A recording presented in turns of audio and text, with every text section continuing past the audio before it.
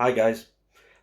Since the last video we did the corned beef hash with the potatoes, I've had quite a few people actually come on and message me via Facebook or message me on the channel to ask about that corned beef crisp. So I thought today we'll go for the corned beef crisp and see what goes on. So Cooking with Grandpa is back.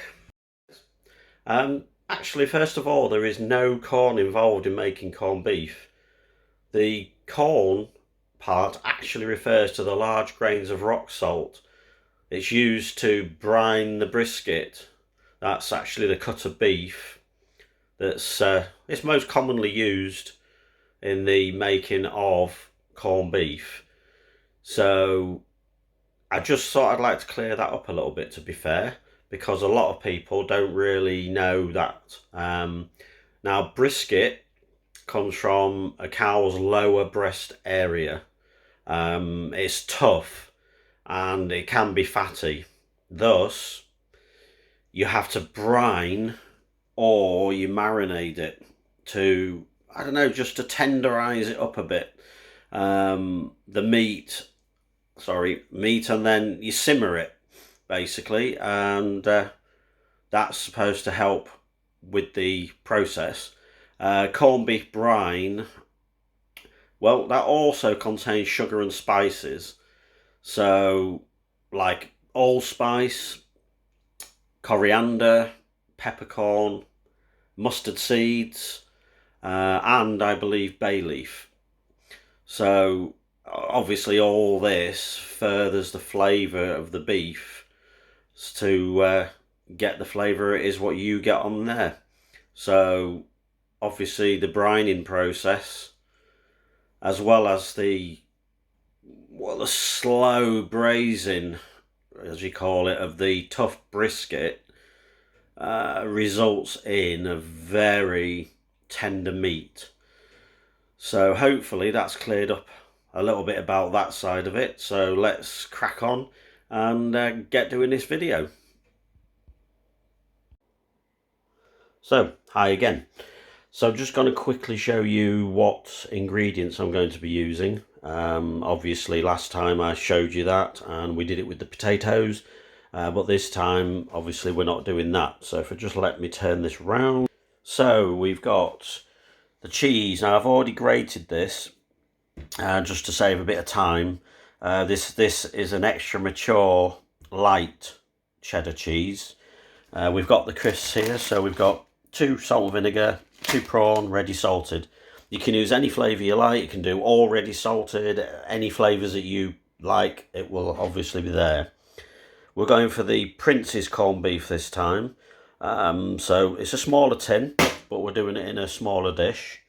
We've got the baked beans, which we're going to use as a base. And in there, we've got the onion ready to chop.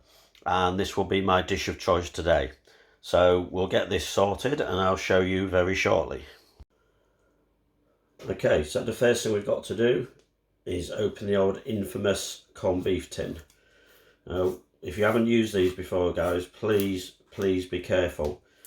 A few times I've accidentally cut myself on these, and believe me, it stings. Obviously, just be really careful with these particular tins. Now here I go, show myself up now, aren't I? But it won't come out. There you go. So that's that. So the tin that can go in the recycling later.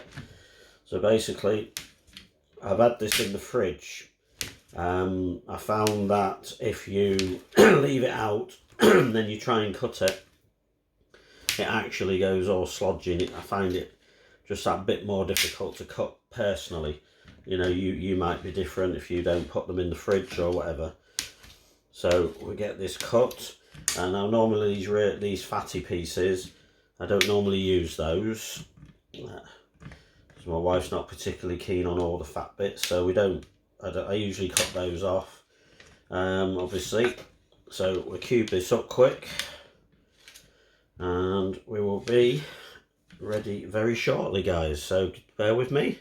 Right, so there we have the corned beef ready in the dish, and then the next thing we do is we cut up some onions. So I've wiped this area off because obviously we're doing this now, and you can do this chunky, you can do it small, any way you want, you know, just use your own take on it. This is what I do.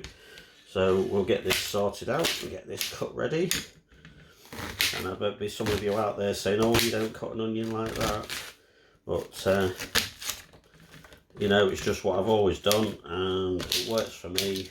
So as I say, whatever works for you. And we'll get to it. Don't need those couple of bits. So get them out.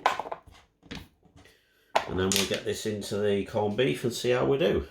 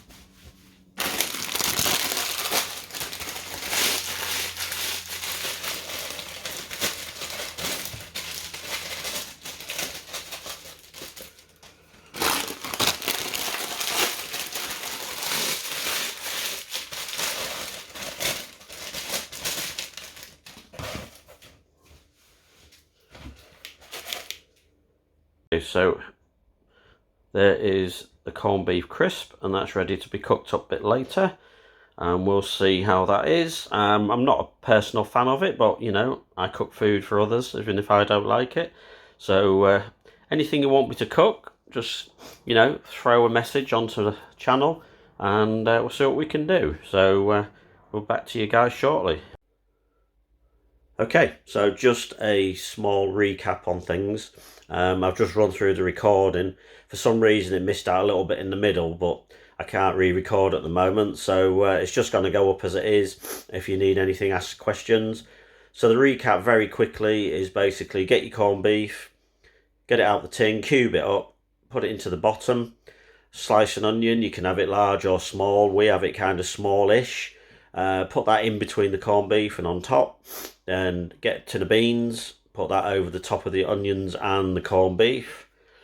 Then some onions, you leave a little bit of onion and just put it back on top of the beans, so you got like a double layer of onions. Then crunch your crisps up into a container. As you saw the first one, I did it slightly wrong, but the rest was fine, so don't worry. You crunch them how you want, really. Then spread them over quite thickly over the top, so it's covering all over. And then get that nice mature cheese if you like that thing. You can use vegan cheese, you could use any cheese you wanted. Obviously you wouldn't be having corned beef hash if you was a vegan. You could do it all with non-meat products anyway, but just get that cheese on top, and then that gives that a lovely top, crispy top on there when you put it in the oven. I do prefer this one in the oven because it's with the crisps, so it does make it a bit better. But as I said, you can do it how you want: microwave, oven, possibly try it in an air fryer. Maybe do that one time and see how it comes out, and then I can let you know on that one too. So any questions, give us a buzz. Apart from that, see you later guys. Cooking with Grandpa.